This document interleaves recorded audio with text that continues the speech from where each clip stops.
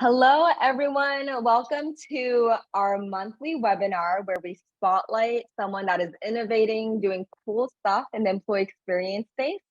And super excited to introduce everyone to Liz today. We'll be diving into Liz's background and everything in a minute. But to kick things off, just going to quickly intro Epoch and share with you all why we're gathering today. So some of you may know Epoch is an employee experience platform. So we work with leading cultures like Zynga, Datadog, Instacart for all their internal programs and events, which is why we invite people like Liz to come on board and chat more about the space. It's things that we nerd out on. So with that said, to kick things off, today we'll be hearing more from Liz in terms of what employee experience is for Liz, the employee trends and connection programs, and also managing different stakeholders and much, much more. So with that said, I'm going to hand it over to Liz to introduce herself, and then we'll dive into it.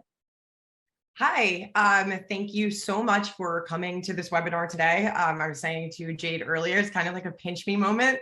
I don't actually recognize a lot of the names on the participant list, which is even more crazy. I'm Liz Leary. I am currently the project coordinator for a team called Events and Connections within the Team Anywhere org at Atlassian.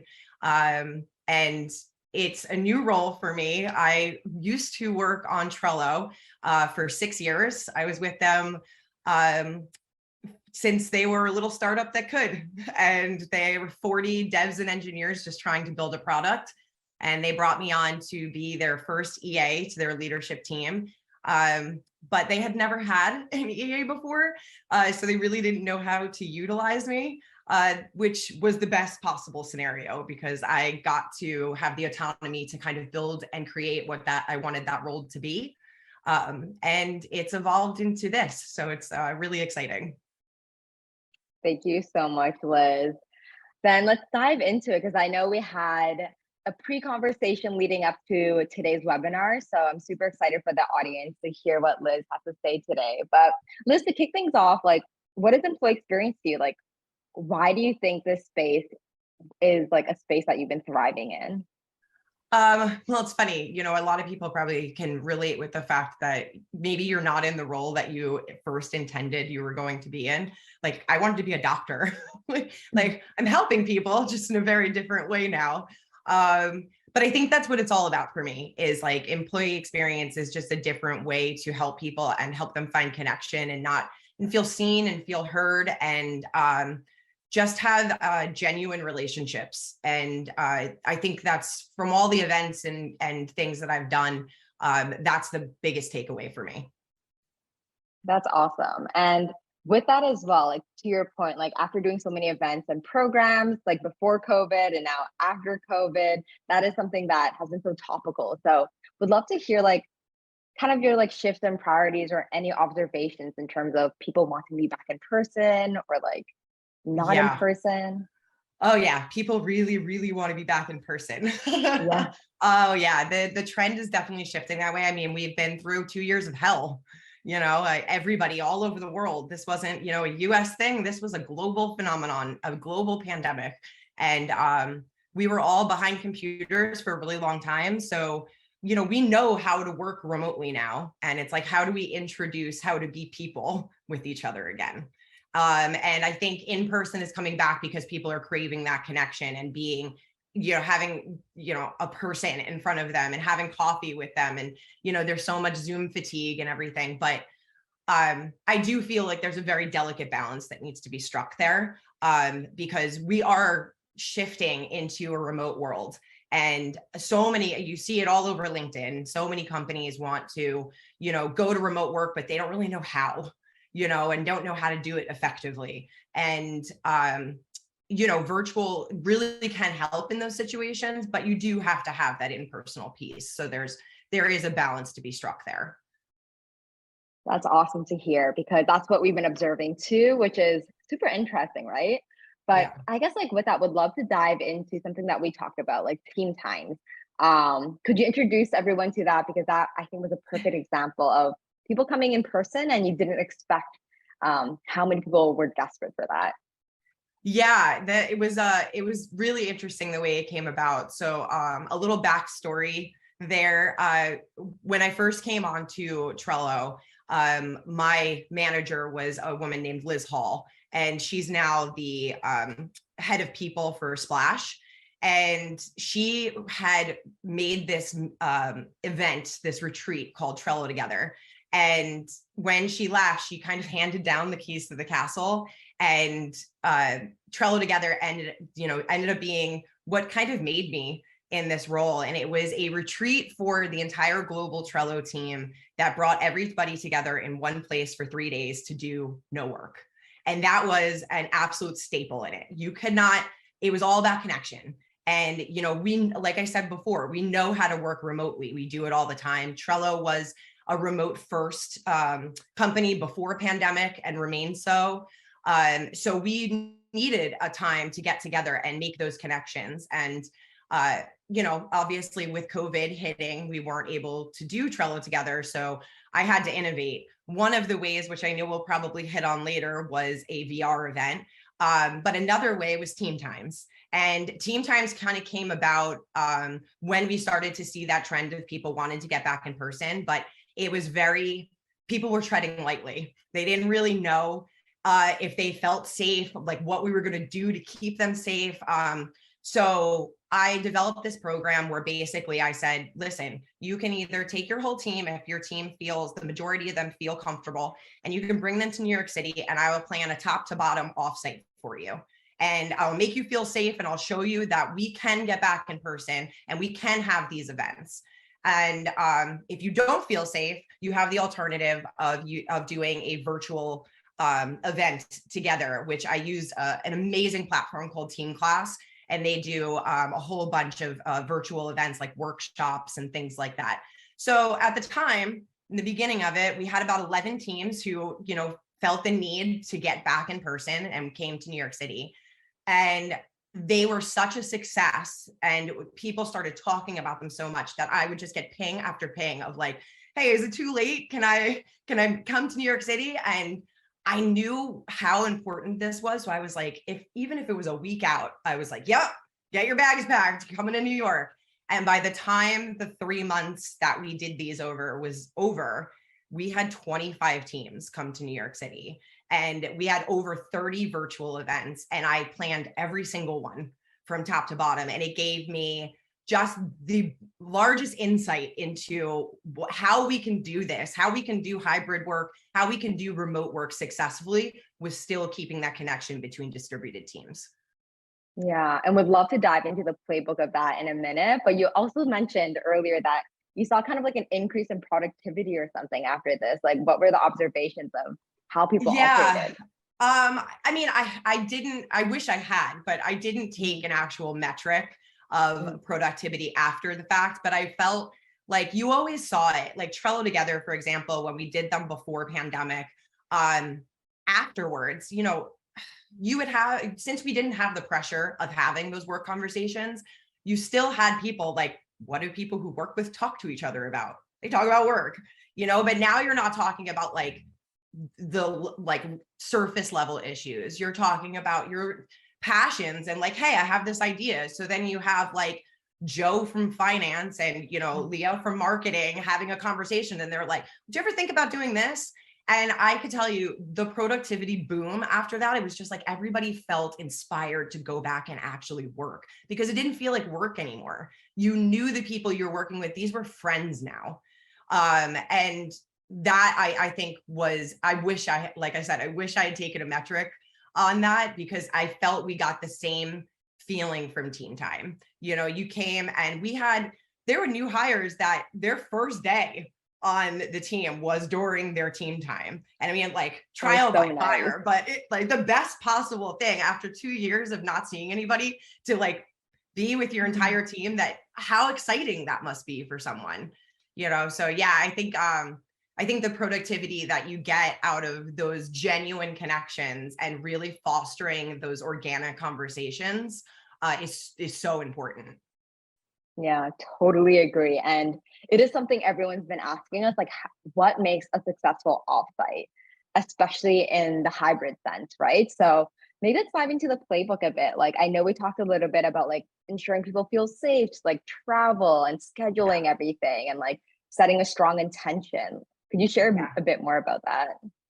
Yeah, to be honest, I think at the heart of the playbook is really having somebody in the right person in the right place to facilitate this. You Mm, can't have, your random EM or your random like executive assistant like planning these. That's like it's not necessarily in their wheelhouse. You don't know like, that they're an event planner, and now this is an extra job you're throwing on them because like event planning, it's a job in itself. So I think the most important thing would be have an employee experience manager, have somebody who's dedicated to fostering these connections and bringing people together. And if you can't have that, then I would say put out like almost a survey of like, hey, you like planning events? What do you think about taking on this like little extra thing? And you could grow that in somebody. They could find that, oh man, this is my new route. I think another thing is definitely the touch point about like really taking work out of the scenario. We're all talking about work 24/7. You're on Zoom calls all week. The only thing that comes out, I don't know about their family. I don't know what things they're going through, like what hardships they're experiencing. Like your late night out the side of a pool with a drink, you get to know someone, like, yeah. And you go back and now you have that context for that person, and you can be such like a much more thoughtful coworker. And in that comes just better work. It comes cross-pollination and just this knowledge transfer that's so important in companies to be able to reach that next level. Because if your team feels seen and heard, they're going to work for you, and they're not going to sacrifice that kind of environment for themselves. I think another thing is definitely, like I said, having an event planner in place, because making all of those reservations and knowing the area and all of that stuff, like you want this to flow. Yeah. So you don't want your team to come in feeling like they have to do anything, like give them an offsite in a box. Yeah. And I guess like digging a bit deeper into that as well, in terms of, I know even like scheduling space and like figuring out the number of days that work and like how to incorporate breaks and everything, and then wrapping it up with a celebration. I know all that takes so much work. Like, how did Yeah. you approach it? Like, how much time did you give yourself? How did you do your research? I use the Trello board, and I highly Love recommend it. anybody use a Trello board. I basically built a top to bottom team time planner. Mhm. And it had everything you needed to access the New York office, because at Atlassian and at Trello, we wanted to use our offices as a home base. So like, we're not necessarily having meetings there because we are really leaning on the social engagement portion of it. But you want to come in and have those opportunities for like, water cooler moments with other people who are not on your team and stuff. So I think that was a big part of it. And what were Um, some no, like go ahead. fun? Oh, sorry. I was just gonna ask, like, what were some like fun social engagement programs that you did? Because I know you mentioned that like it was you took work out of the equation, and you even mentioned like they went to the office, no meeting rooms are really used for meetings. So like, yeah, Yeah. what were those sessions like? What were some fun ones? That you kind of when it came to like any like working stuff, because sometimes you have to work, right? Your team has to Mhm. come, it has to happen. You're going to have a brainstorming, but they were all very low key. So they would come in, they kind of find their own space, their own time in their schedule. And on the Trello board, I had a basic format just laid out. So it was like, you got breakfast. I had breakfast ordered for you in the office at 9:30. You come in, you have that time in that space.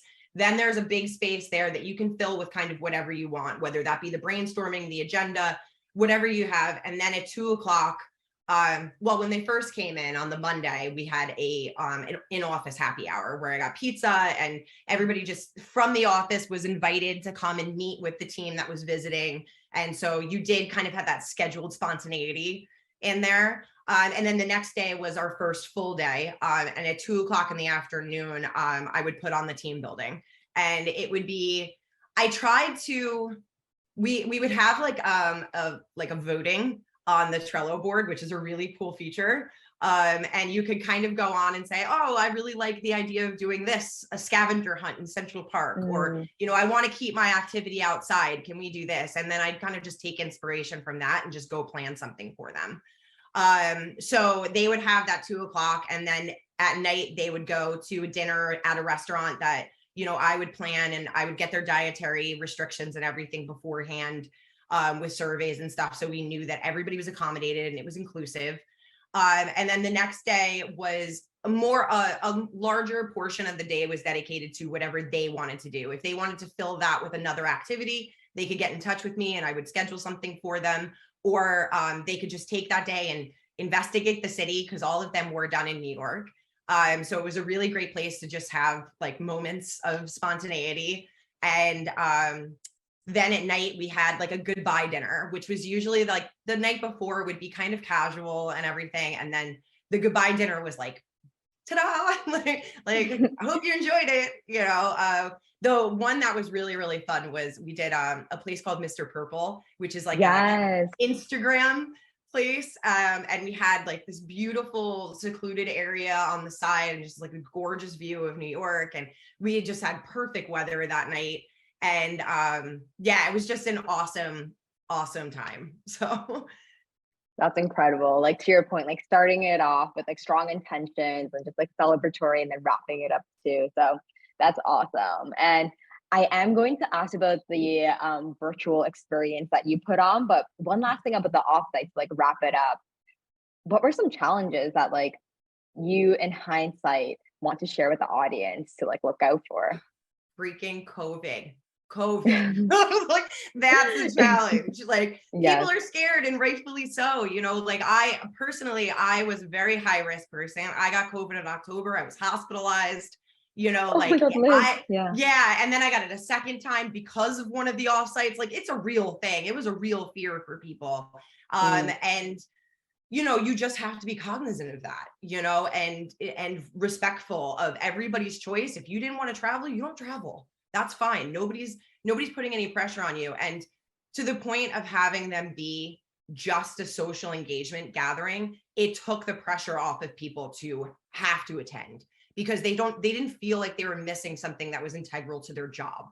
They felt like, okay, I can meet these people. I can continue to be with them remotely. If they were an introvert and really like, this is just not their thing. I don't want to come here and be with all these people. I'm scared of COVID. Like I can remain remote, and that made it okay for it to be flexible.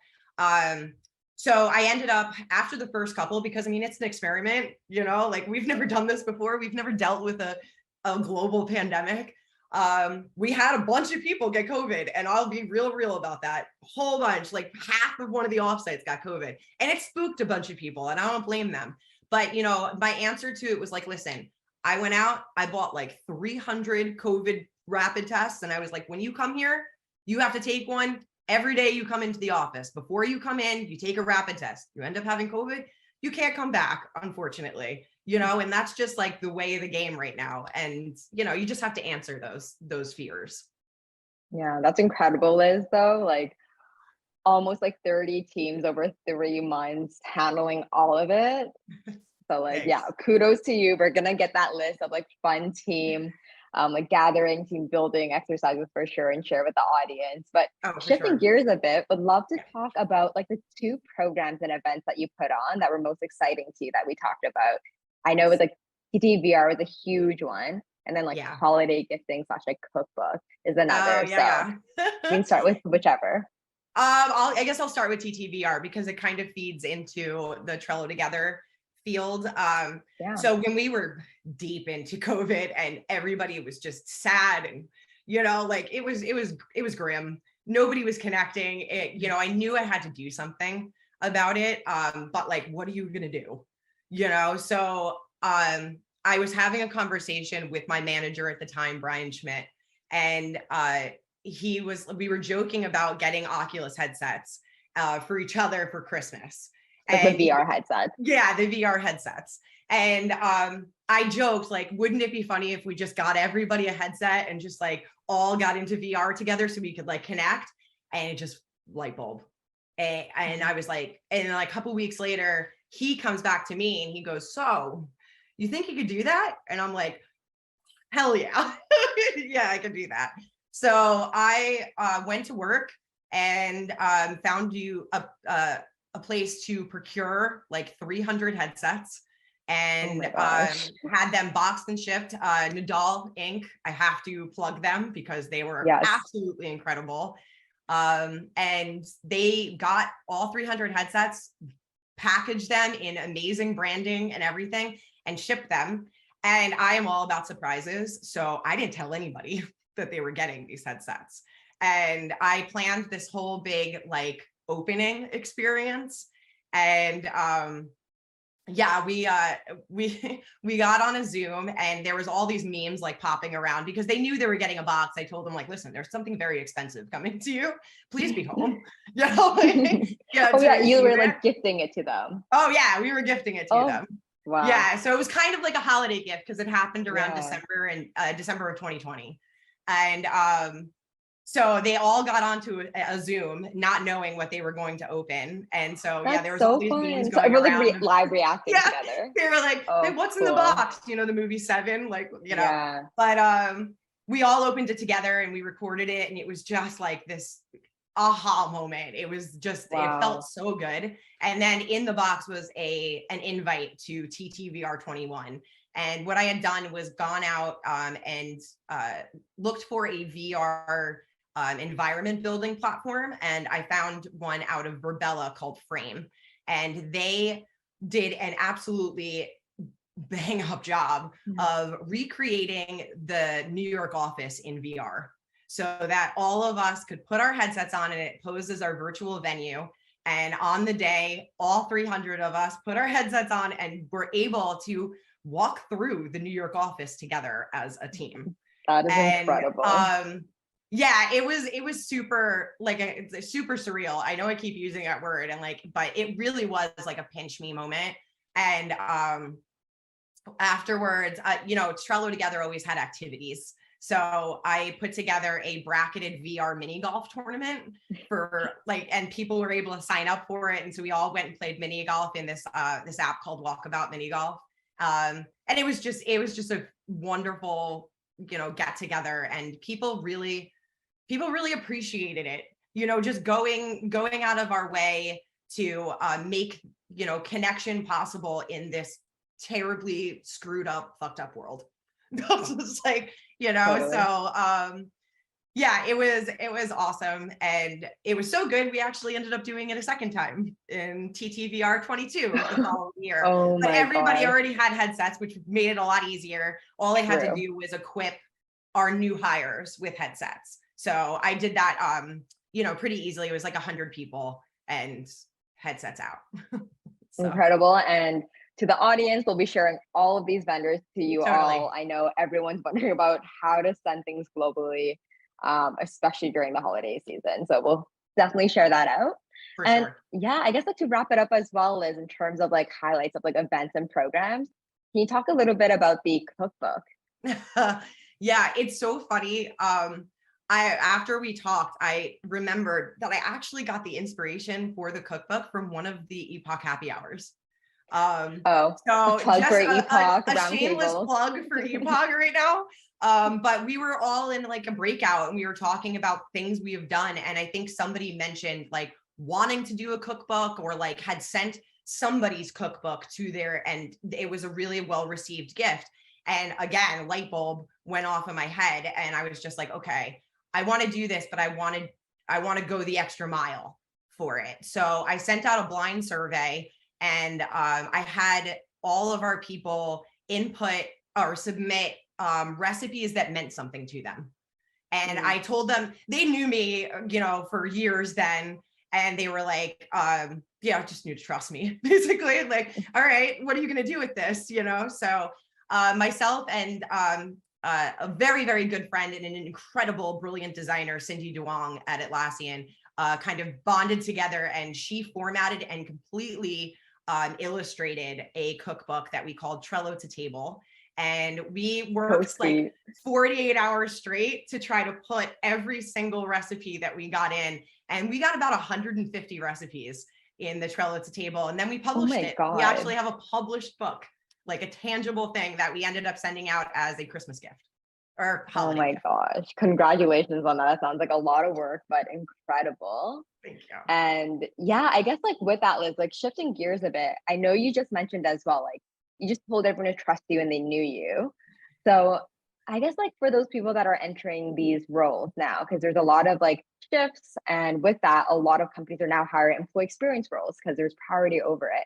So for people Absolutely. starting out in their career or like starting out in this role specifically in a new company, what's some advice you would give them? Like, why do you think you've been successful so far? It's something that's very specific to me is, I'm a pusher, like they said in Mean Girls, I just Yeah, push yeah, I was people. like, Like I'm like a dog with a bone once I have an idea. And if there's any advice that I could give, it's just like, do the thing. If you have an idea and don't be shy about it. Don't be shy about making connections. Like dating rules don't apply here. Send the text. Send the, message on LinkedIn to the random person you were inspired by. You never know what will happen when you just like talk to people. I love that, especially within your company. Just like ask around, like, what do you guys want? Totally. Yeah, reach out in Slack and stuff. Like you hear about somebody who did something really cool, like reach out and tell them how cool you thought it was. It's not about. For me, connections is not about like what I can get out of that relationship. I don't want to leverage. I want to nurture. Like everybody that I bring into my circle, I genuinely want to learn from you, not necessarily like get something out of this. Like not one day am I thinking like, oh, you're going to come back and you're going to make something happen for me. It's like, no, it could happen. Good karma is a real thing. So I love that. Like such a great framework of like approaching this job, this role, and like life in general. But I guess with that, I know we have around 15 minutes left. We do have some Q&A. So everyone here, keep adding your Q&As. Liz and I are going to have like a few more questions to wrap up. So get in your questions and then our team will be reviewing it and clarifying it at the end. But I guess like Liz, for you, for all these programs and events, like how do you measure success? I know we talked a little bit about surveys and like why you think they're important. So yeah, can you talk us through that? Yeah, send a survey after everything you do, send a survey. And metrics, they're invaluable. You're not going to do everything right the first time, like you're not perfect. And it helps you grow a tough skin because you need it. Like there are going to be people with a lot of opinions and they're probably going to hate. Some people are really going to hate you, but you need to know that information to grow, and a good example of that is, for TTVR, I sent out a survey afterwards and, they were anonymous. They're always anonymous because I feel like, you're giving a voice to people, but they don't necessarily want to be responsible for that voice, so give them anonymity is a really good thing. But somebody wrote in the survey, I hate VR. And that was it. There was no other thing. Yeah. And then later in the question, it was like, well, what could we do differently? And they actually ended up putting a very helpful thing. They said, listen, I can't be the only one that hates VR. I get dizzy. It's horrible. Like the tech's just not there yet. Can you have something else for people who hate VR to do if you're ever going to do this again? And in TTVR 22, I came back and I went with team class and I had them do a trivia tag. So if you didn't want to go into VR for whatever reason, you got to be with all the people who hated VR too in trivia tag. And you still got to connect with your people, and it was still felt like a collaborative space with the entire company, but you got to do the stuff that you want to do. And I could not have done that without hearing that kind of feedback. So feedback is everything. Love that. That's super helpful, Liz, especially as people are hesitant to like survey fatigue people. But to your point, that's how we make it better for them. But how you evolve. With that, right? I guess like with that, in terms of like internal comms, like what have you found successful in amplifying your message and just distributing the information, the fact that like these cool events are happening at Trello/Atlassian? Yeah, I am a really big advocate for not, being overbearing with communications and not being annoying with them or having. I think more having them not in like 1,000 different places and it be noisy, you know? So in Atlassian, we have, you know, Confluence, it's one of our products. And if anybody's familiar with Confluence, it's basically, you know, a collaboration tool, and you can work on projects there and everybody can see what you're doing in real time. And so I would always have like the source of truth be a Confluence page. And then for communications, I would open up a dedicated Slack channel. That is paramount. Opening up a dedicated Slack channel is everything, because you're not putting it into like your random like company channel where things are going to get lost. People are not going to know, but it also like gives an anticipation and makes a buzz about the event. It makes it feel legitimate.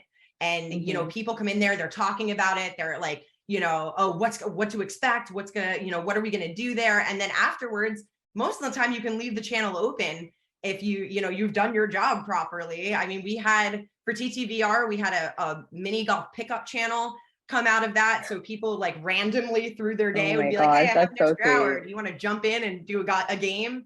You know, and for Trello to Table, for the cookbook, we still have our Trello to Table Slack channel open where people will just randomly drop in pictures of them making a recipe in the book and stuff. Sweet. Yeah, it's really great. But you wouldn't have that without having that dedicated Slack channel. So it's very, very important. That's awesome, Liz. And a few of the questions I was going to wrap up with, they're also in the Q&A, so we'll tackle them in a minute. Sure. So to wrap this up, Liz, being in the role you are, you're often like the cheerleader, the facilitator, the person that's putting on these fun things. But a question we love to end off is just, how do you keep yourself motivated, or like the days that you're not feeling like the best? Like, how do you just show up? Oh yeah. I have a really weird self-care method. Like, I love this one. So it mostly came about during the pandemic, honestly, when I felt like I couldn't go outside. Like at points you felt like this thing was airborne, you know, like you were like, nope, I'm not stepping outside of my house. And then you felt like the walls were just coming in on you. So in those moments, I would go upstairs to my attic, I would get on my treadmill, and I would watch competition shows. And I have no idea why that calmed me. I have a very high competitive side, but it just totally calmed me. And my favorite one was always the challenge. And I don't know if anybody's familiar with it, but I've watched it since the late 90s, and I've binged every spinoff and every episode. And so a friend of mine told me, like, try Survivor. Hooked, absolutely hooked. And I got to the third season and I was like, I am binging all 42 seasons. And when I get to season 42, I'm applying. And I did so last week. I put together my video and I sent it in, because you know what? You never know. Like the lottery, you never know. And if you have a dream, go forth and get it. If anyone has any Survivor connects, know that Liz's application is in. She is incredible. Yeah, slide into my DMs. You have that.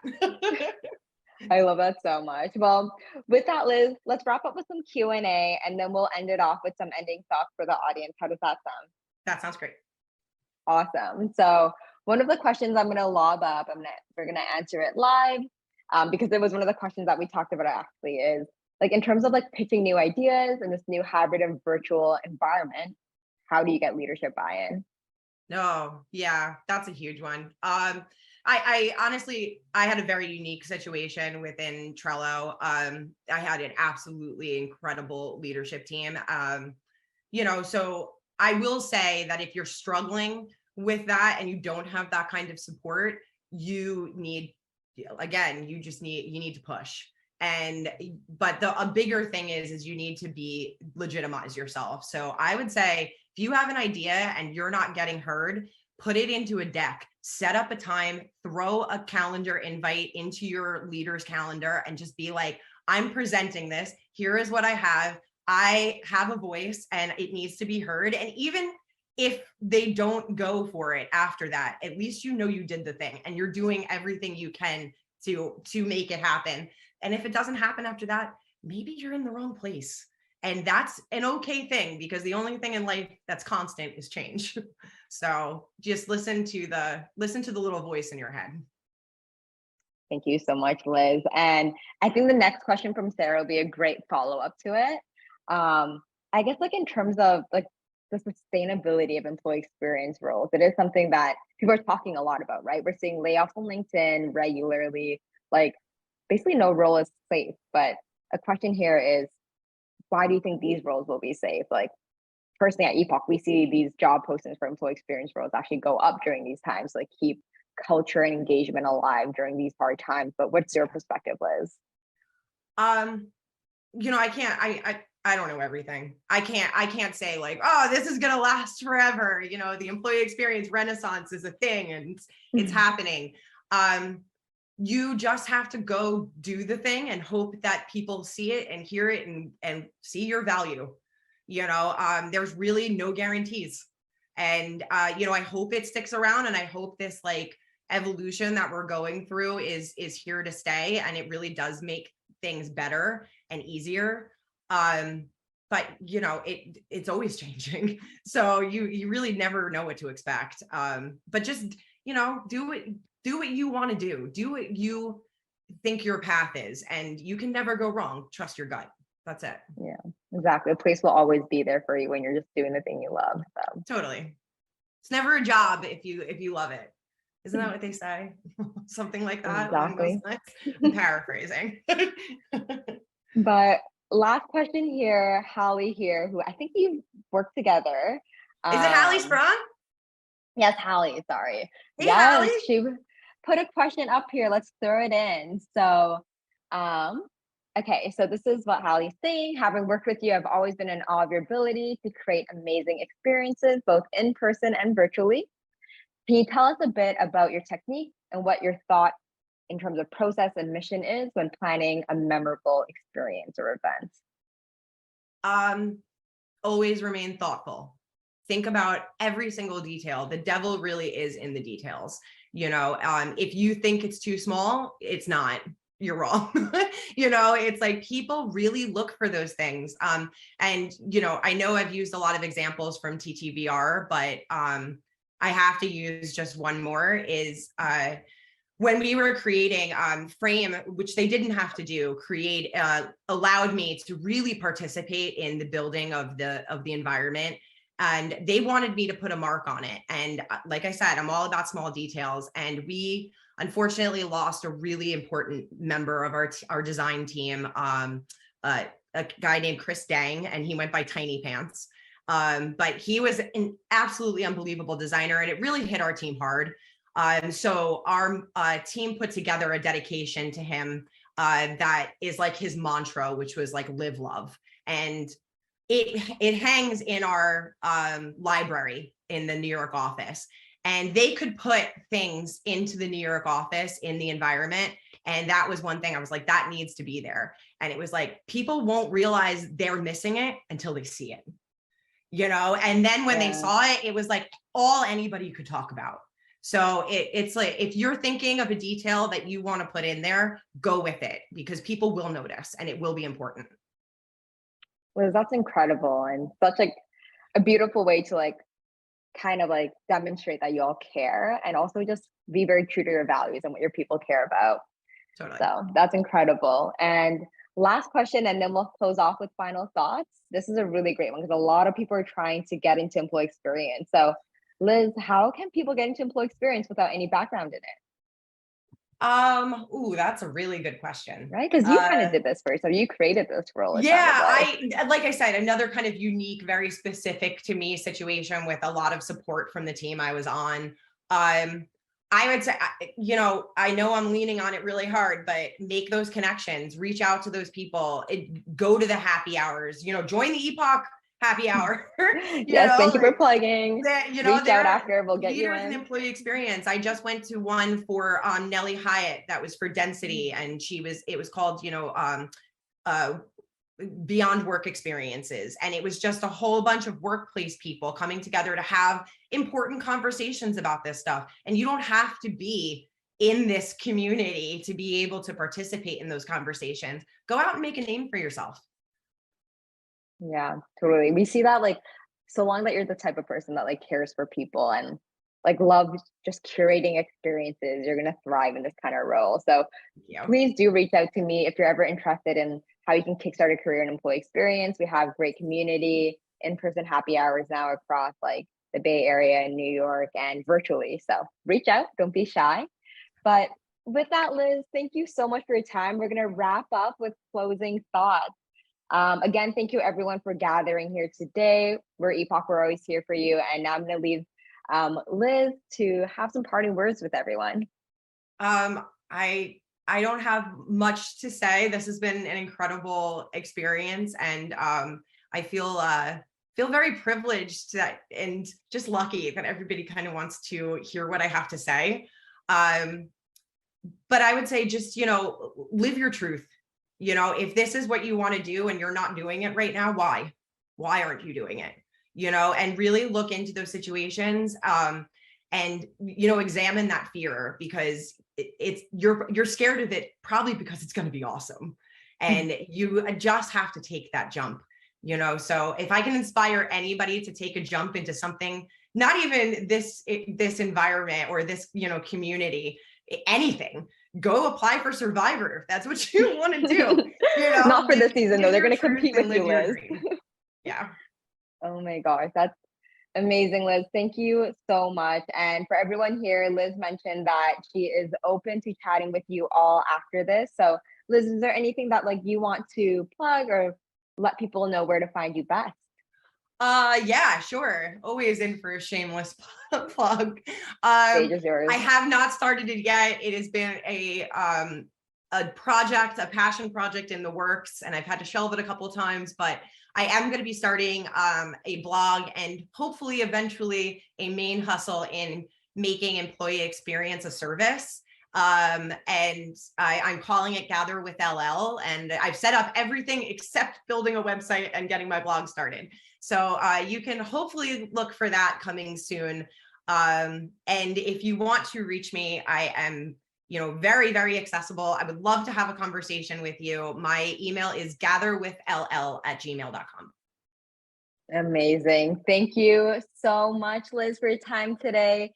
Thank you everyone for joining. We will wrap it up. Again, we're Epoch. You know where to find us. And with that said, everyone can look out for the follow-up notes and takeaways from today's conversation with Liz. And we'll also forward over her LinkedIn and contact info. Thank you all so much. Thank you, Jade. Thank you, everyone.